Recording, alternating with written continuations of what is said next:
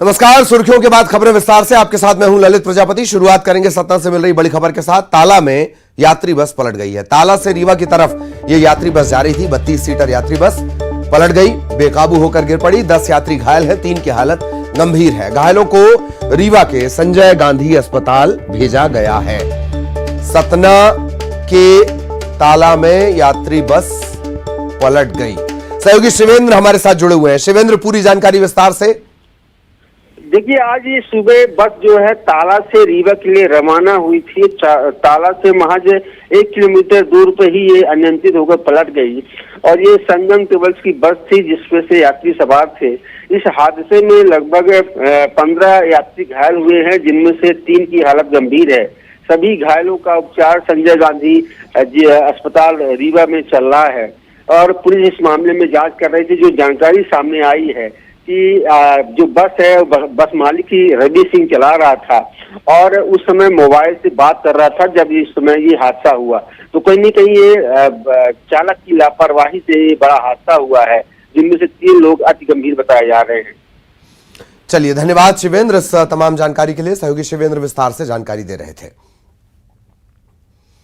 ताला से रीवा जा रही यात्री बस पलट गई। 32 सीटर ये बस थी और घायलों को भर्ती करवा दिया गया। उपचार इनका किया जा रहा है। तस्वीरों को देखकर आप अंदाजा लगा सकते हैं, बेकाबू होकर ये यात्री बस पलटी है। पड़ताल भी की जा रही है। हालांकि कई और जो एंगल हैं इस हादसे के, उन्हें भी तलाशा जा रहा है। तो सतना का ये पूरा मामला है। सतना में जहां ताला से रीवा की तरफ जा रही यात्री बस पलट गई बेकाबू होकर। 3 की हालत गंभीर है।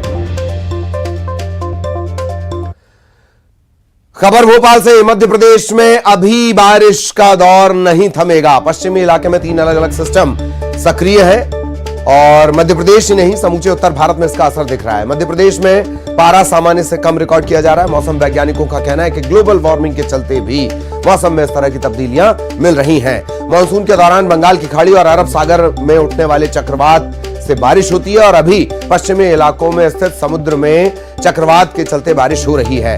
इस सीजन सूरज के तेवर भी नरम रहेंगे। भीषण गर्मी से आम लोगों को राहत मिलेगी, ये दावा अभी किया जा रहा है। वैसे तो इस मौसम में तेज गर्मी और लू जो है लोगों को परेशान करती थी, लेकिन मध्य प्रदेश में मौसम के हाल बदले हुए। आखिर उसके पीछे कारण क्या है, जानने के लिए मौसम वैज्ञानिक हमारे साथ है। सर, क्यों ये क्लाइमेट चेंज देखने को मिल रहा है और कितने दिन तक इस तरह की चीजें? और सही कह रहे हैं, मई के महीने में अमूमन गर्मी और लू की बात हम करते रहे हैं और इस बार वो स्थिति नहीं है। अभी तक गर्मी के सीजन में लू की स्थिति नहीं बन पाई है। तापमान अभी सामान्य पे भी नहीं है। तापमान अभी देखेंगे कि सभी जगह सामान्य से 2 से 3 डिग्री 4 डिग्री औसतन ये जो है ना कम है। तो ये स्थिति अभी चूंकि पश्चिमी विक्षोभ बना हुआ है उत्तर भारत में और इसके कारण से बादल और बारिश की एक्टिविटी हो रही है, जिसके कारण तापमान में बढ़ोतरी नहीं हो पा रही है।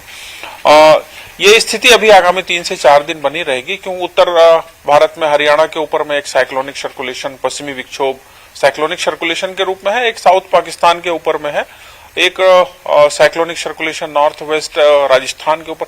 अमूमन इन दिनों में हवा का पैटर्न जो है बिल्कुल सीधे स्ट्रेट रहता है। गर्म हवाएं सीधे जो है ना उत्तर भारत से नॉर्थ वेस्टर्ली हवाएं चलती हैं और गर्म हवाएं यहां तक आती हैं, प्रदेश में गर्मी होती है। ये जो सिस्टम बन रहे हैं ये सर्कुलेट मैप के जरिए समझाएंगे दर्शकों को, थोड़ा सा समझने में आसान। देखिए, पश्चिमी विक्षोभ देखेंगे मेनली वो पश्चिम से साइड से आते हैं। ब्लैक सी और मेडिटेरियन सी, वहां पे वो जनरेट होते हैं। इस चूंकि ये पश्चिम में जनरेट होते हैं हमारे देश के पश्चिमी साइड में, इसलिए इनको पश्चिमी विक्षोभ कहा जाता है और वो मूव करके ईरान अफगानिस्तान होते हुए जो है ना उत्तर भारत में आते हैं। और उत्तर भारत में जब ये आते हैं तो ये इसकी हाइट पे डिपेंड करता है कि ये कितने ऊपर हैं कितने नीचे हैं। इस बार जो पश्चिमी विक्षोभ बने वो थोड़े से लोअर लेवल पर है और स्ट्रांग है। अमूमन ये इस महीने पश्चिमी विक्षोभ का बनना इतना पहले कभी नहीं देखा गया। इस बार ये पश्चिमी विक्षोभ इतने मात्रा में, इतनी संख्या में खासकर अप्रैल और मई के महीने में देखने को मिल रही है। तो सामान्य तौर पर आप बता रहे थे कि रेनी सीजन जब होता है तो अरब सागर और यहाँ से उठता है, लेकिन अब धीरे धीरे ये क्लाइमेट चेंज हो रहा है, इसके क्या इफेक्ट आगे आने देखने को मिलेगा? देखिए, चूंकि यदि कोई भी बदलाव हो रहा है तो उसमें अध्ययन की और उसमें शोध की आवश्यकता है कि इस तरीके का पैटर्न।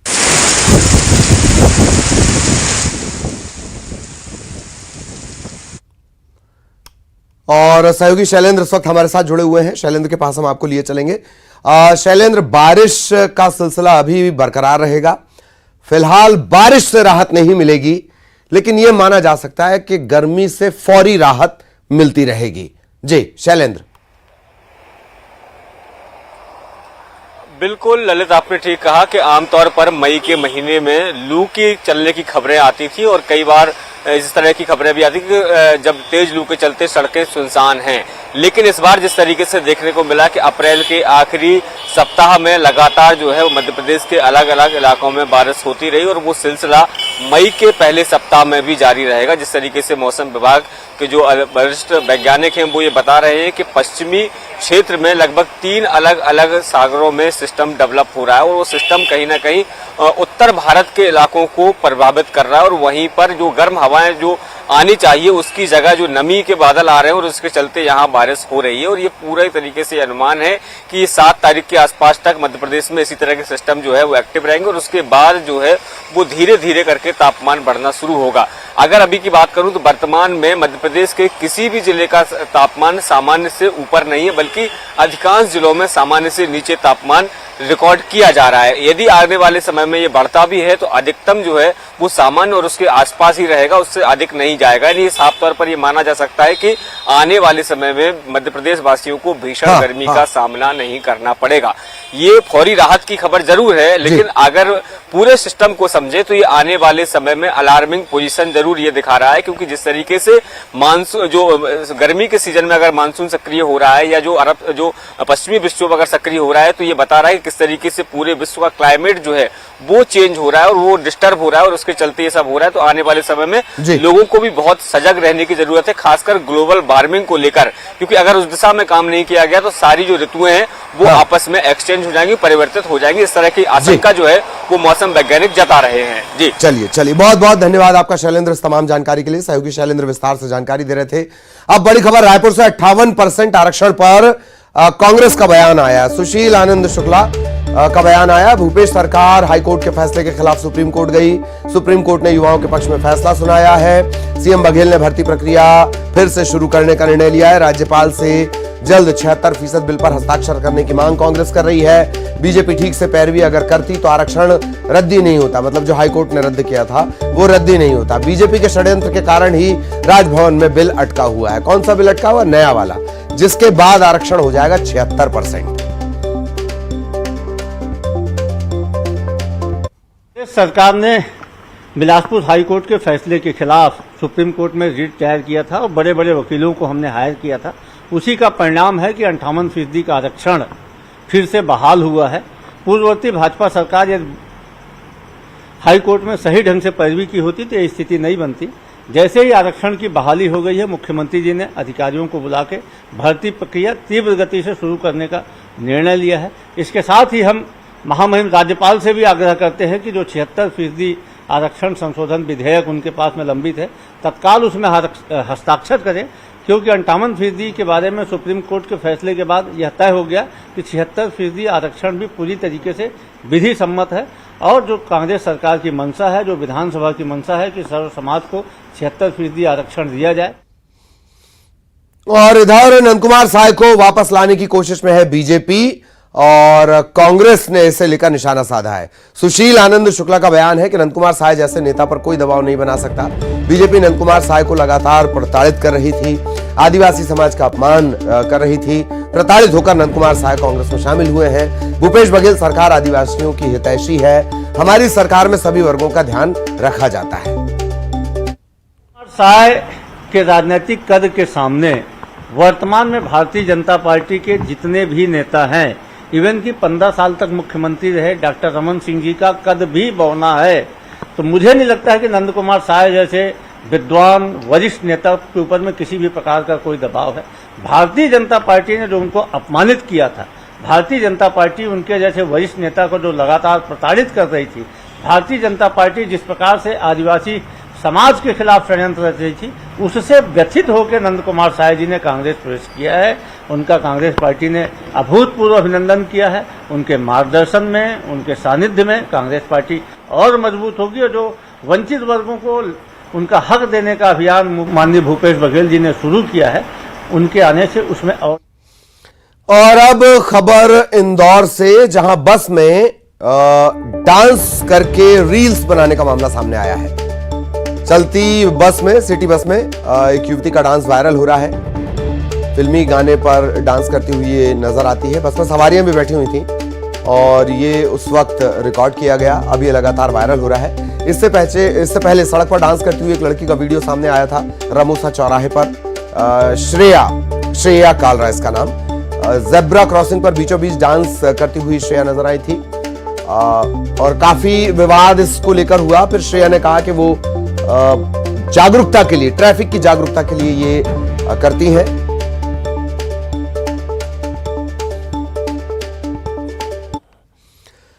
बड़ा बयान भोपाल से। पीसीसी चीफ कमलनाथ के बयान पर गृह मंत्री डॉक्टर नरोत्तम मिश्रा ने पलटवार किया। दिग्विजय सिंह और कमलनाथ पर निशाना साधते हुए कहा कि कांग्रेस में 2 ही नेता बचे हैं। ये नेता कभी हिंदुओं का अपमान करने का मौका नहीं छोड़ते। जब इनकी सरकारें बनती हैं तो हिंदू समझदार होता है, जब बीजेपी की सरकार बनती है तो बेवकूफ हो जाता है। एक पका नेता है, एक थका नेता है। ये तमाम बातें नरोत्तम मिश्रा ने कही हैं।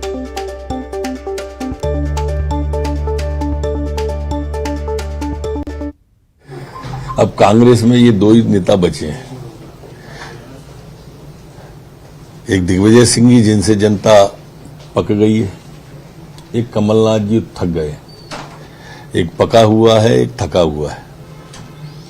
2 ही नेता बचे हैं आज कांग्रेस के अंदर। और ये कभी भी हिंदू का अपमान जब हो उसको छूटते ही नहीं है। इनकी सरकार आ जाए तो हिंदू समझदार है और भाजपा की आ जाए तो बेवकूफ है। ये इनकी थीम रहती है। इन्हें ओसामा जी कहने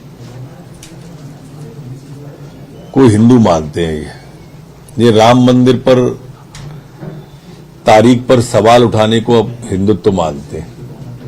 राम सेतु और राम को काल्पनिक कहने को ये हिंदू मानते हैं। ये जाकिर नाइक को शांति दूत कहना उसको हिंदू मानते हैं। ये आरएसएस राष्ट्रवादी संगठन है, उसकी तुलना बोको हराम से करने को ये हिंदुत्व मानते हैं। ये इस तरह के दोनों लोग हैं, एक थके हुए एक पके हुए, जिसके कारण से ये रसातल को आज कांग्रेस जा रही है। बटाला हाउस पे जो आंसू बहाते हैं वो वाली स्थिति है। एक बात मेरी तो समझ में ही नहीं आई है, कमलनाथ जी ने जो कहा है कि ये जो दुस्साहस किया है बेवकूफ कहने का, ये कहीं युवराज पर तो उंगली नहीं उठा रहे हैं। उनकी तरफ तो इशारा नहीं है इनका कहीं से। ये भी विचारणीय बिंदु है। सहयोगी शैलेंद्र इस वक्त हमारे साथ जुड़े हुए हैं। शैलेंद्र, लगातार एक के बाद एक हमले नरोत्तम मिश्रा साहब की तरफ से, और ये सिलसिला अभी चलेगा चुनावी सीजन में। शैलेंद्र, बिल्कुल चुनाव का माहौल है और ऐसे में अब बयानबाजियां जो है वो बेहद तल्ख हो गई। जिस तरीके से कल मजदूर दिवस के एक कार्यक्रम में शामिल होने के लिए पूर्व मुख्यमंत्री कमलनाथ पहुंचे थे, उन्होंने इस दौरान ये कहा था कि भारत का मतलब हिंदू है लेकिन बेवकूफ नहीं है। जिस तरीके से उसको बरगलाया जाता है या उसका छलावे का काम जो है सरकार के द्वारा किए गए, सबको लेकर वो बयान दे रहे थे। और उसी बयान पर आज मध्य प्रदेश सरकार के गृह मंत्री ने आपत्ति दर्ज कराई और कहा है कि हिंदुओं को बेवकूफ कहने का दुस्साहस आखिर कमलनाथ कैसे कर सकते हैं। उन्होंने तमाम उदाहरण देते हुए कहा कि ये लोग मुस्लिम परस्त लोग हैं और जब कभी हिंदुत्व की बात होती है तो ये उस पर हमेशा सवाल खड़े करते हैं, चाहे वह राम मंदिर निर्माण की तारीफ को लेकर हो या जो अन्य तमाम जो बातें उन्होंने कही उसको लेकर हो। यानी कहीं ना कहीं भले ही मध्य प्रदेश में विकास की राजनीति की बात कही जाती हो, लेकिन गाहे बगाए हिंदू मुस्लिम या फिर सांप्रदायिकता की जो बातें हैं वो नेताओं की जुबान पर आ ही जाती हैं। भले ही बयान किसी तरफ जा रहा होता है लेकिन उसको घुमा फिराकर हिंदुत्व या जातिवाद पर लाया ही जाता है। तो ये बताता है कि मध्य प्रदेश में चुनाव को लेकर किस तरीके से दोनों ही राजनीतिक दलों की तरफ से बयानबाजियां हो रही हैं। और अभी तो ये बयानबाजियां कम है, जैसे जैसे चुनाव और नजदीक आता जाएगा वैसे वैसे ये बयानबाजियां बढ़ती जाएंगी। क्योंकि जिस तरीके से कमलनाथ का जो बयान आया था उसके बाद खुद दिग्विजय सिंह ने एक ट्वीट किया और उसमें तमाम मुद्दों को उठाते हुए कहा था कि चाहे बेरोजगारी हो, चलिए शैलेंद्र, मैं आपको रोकना चाह रहा हूं। नेहा बग्गा भी हमारे साथ जुड़ी हुई, उनका एक रिएक्शन हम ले लेते हैं। नेहा जी, कल कांग्रेस का बयान और कमलनाथ का बयान, और अब नरोत्तम मिश्रा बोल रहे हैं कि जब ये नेता हिंदुओं का अपमान करने का कोई मौका नहीं छोड़ते। इनकी सरकार बने तो हिंदू समझदार, बीजेपी की बन जाए तो बेवकूफ। जी प्लीज नेहा जी।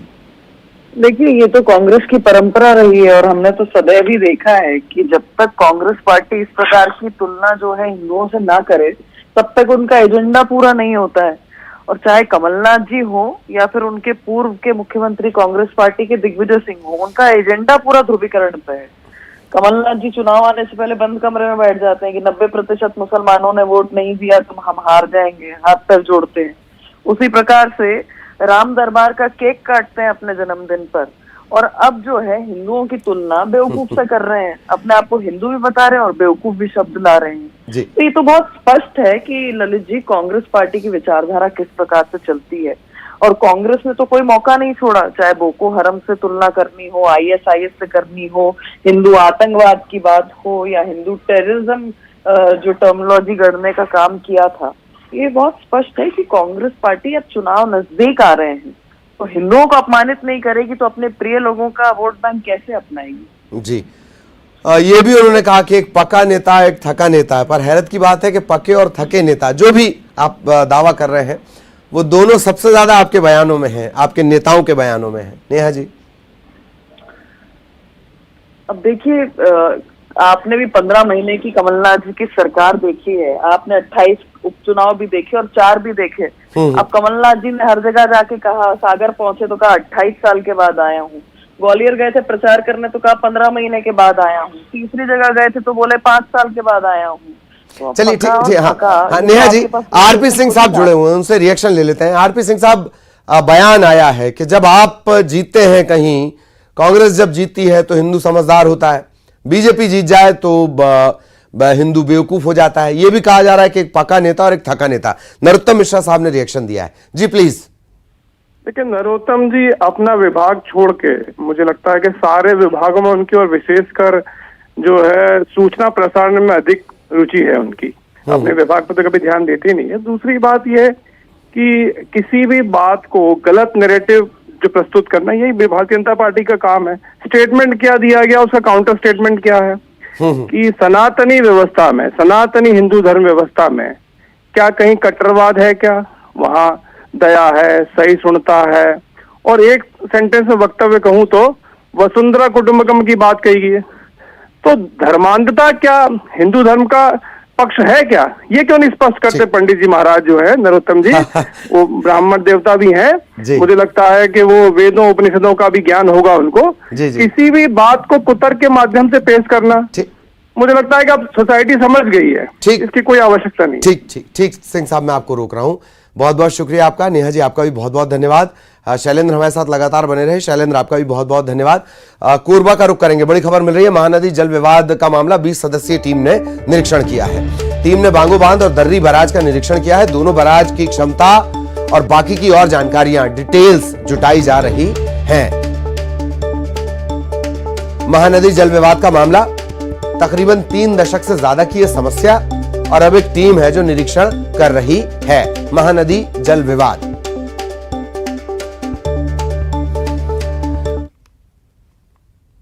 खबर टीकमगढ़ से, जहां पार्षद पति का हाई वोल्टेज ड्रामा नजर आया है। शराब के नशे में पंचायत के ऑफिस में इसने जमकर ड्रामा किया। पार्षद पति ने ऑफिस की कुर्सियां फेंक दी। हंगामे का वीडियो सोशल मीडिया पर वायरल है। नगर पंचायत की सीएमओ ने पुलिस में इस बात की शिकायत की है।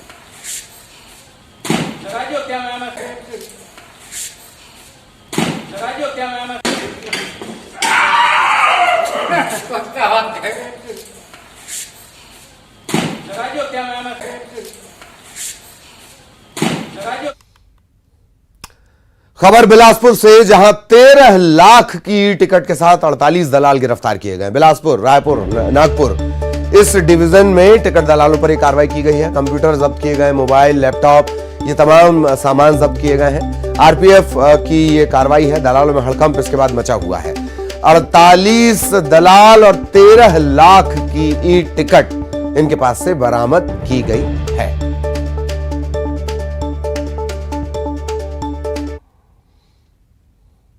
मोर को सभी ने देखा है, डांस करते हुए भी देखा है। यह भी कहा जाता है कि जब बारिश होती है तो मोर नाचता है, लेकिन मोर के नाचने का सुंदर दृश्य बहुत कम लोग देख पाते हैं। हम आपको ऐसा ही ये वीडियो दिखा रहे हैं। बलरामपुर के भेलवाडीह गांव का ये वीडियो है। कैसे आसमान में बादल के छाते ही राष्ट्रीय पक्षी मोर पंख फैलाकर नाच रहा है। मोर को नाचते हुए देखकर स्थानीय लोगों ने भी रोमांचित भी हुए और कुछ लोगों ने इसे अपने कैमरे में कैद भी किया। तो अब गांव में मोर नाचा और सबने देखा।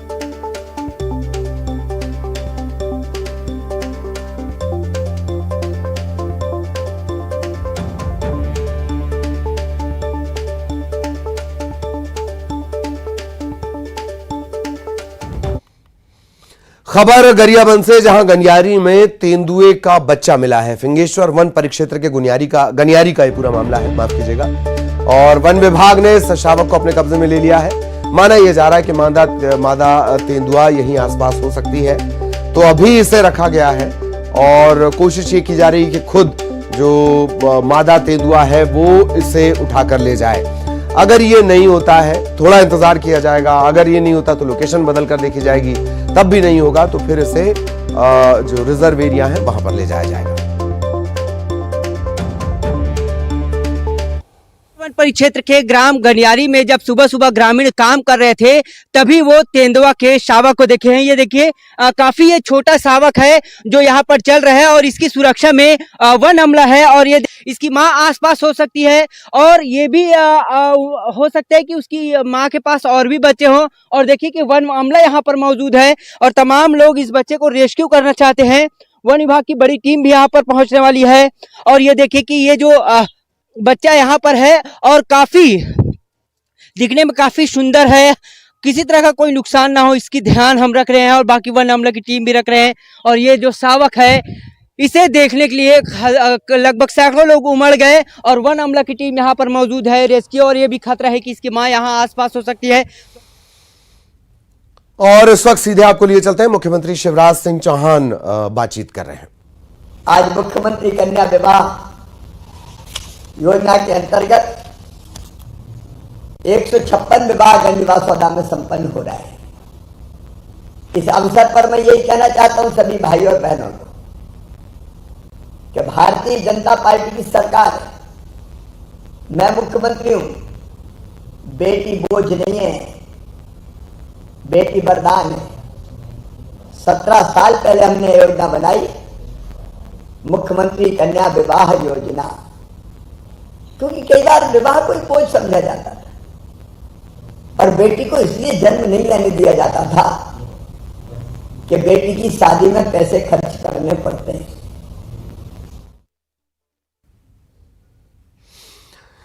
तो मुख्यमंत्री शिवराज सिंह चौहान वो लाडली लक्ष्मी योजना, लाडली बहना योजना को लेकर चर्चा कर रहे हैं, वही हम आपको सुनवा रहे थे। और लाडली लक्ष्मी योजना एक सरकार का जो माइलस्टोन योजना रही है और अब लाडली बहना योजना जिसकी खुद मुख्यमंत्री मॉनिटरिंग कर रहे हैं। और इसी के साथ इस बुलेटिन में इतना ही। खबरें जारी हैं।